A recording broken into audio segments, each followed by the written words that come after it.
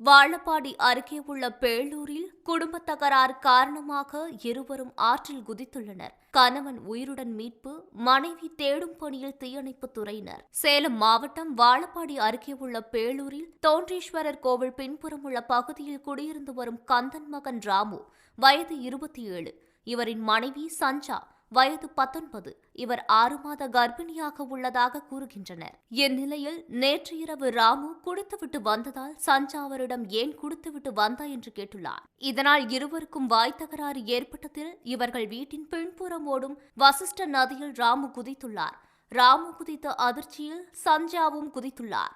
இதனால் இருவரும் நீரில் அடித்து சென்றுள்ளனர். ராமு ஆற்றின் அருகே உள்ள உயர்ந்த மின்கோபுர டவரை பிடித்துக்கொண்டு சத்தம் போட்டுள்ளார்.